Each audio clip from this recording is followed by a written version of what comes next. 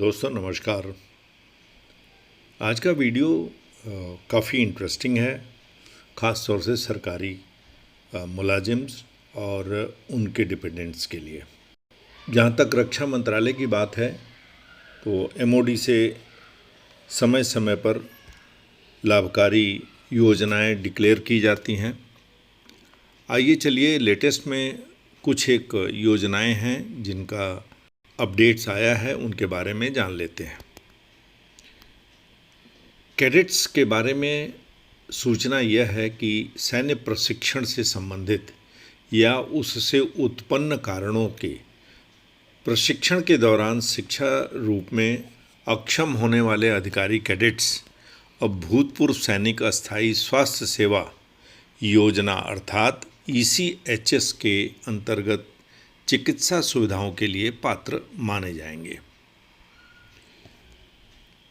इसी से संबंधित ECHS में कुछ दरों का संशोधन किया गया है। इसके अंतर्गत न्यूरो इम्प्लांट्स की अनुमति दी गई है और इसके प्रतिपूर्ति की दरों में भी संशोधन किया गया है।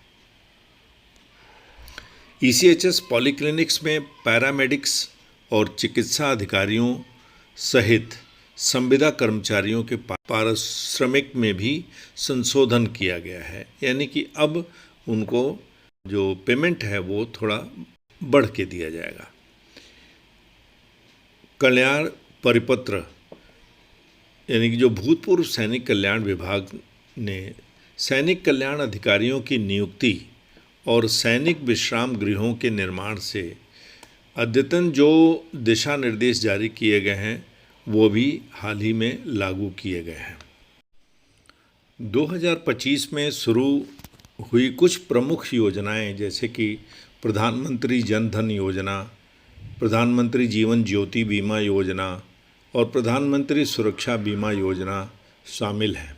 योजनाओं का उद्देश्य यह है कि इनमें जो चल रहे जो भी योजनाएं हैं वो समावेशी हों और जो नागरिक हैं उनके सुधार की तरफ कुछ अपडेट्स दिए जाएं। यही नहीं, मुख्यमंत्री राजश्री योजना में भी लड़कियों के लिए 50,000 की योजना डिक्लेयर की गई हैं।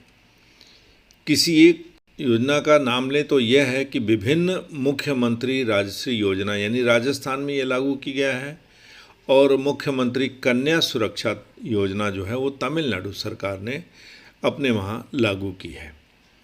इसमें जो लड़कियों के जन्म से लेकर शिक्षा तक के विभिन्न चरणों में कुल 50,000 तक की वित्तीय सहायता प्रदान की जाती है। इन छूट का उद्देश्य लड़कियों की शिक्षा और कल्याण को बढ़ावा देना है।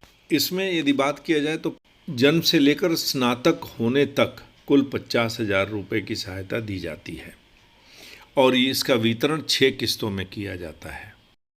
अभी हाल ही में एक सूचना और दी गई कि जो एक्स-सर्विस मैन हैं उनके नवजात शिशु को अब तक ECHS का पूरा फ़ायदा नहीं मिलता था।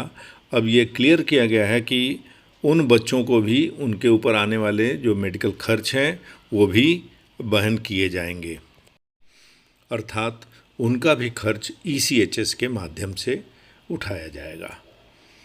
दोस्तों, ये सब जानकारी देने का लाभ यह है कि एक्स सर्विसमैन अपने को लाभ मिलने वाले सुविधाओं से वंचित ना रहें और उनको पूरा का पूरा फ़ायदा मिलता रहे। धन्यवाद। जय हिंद।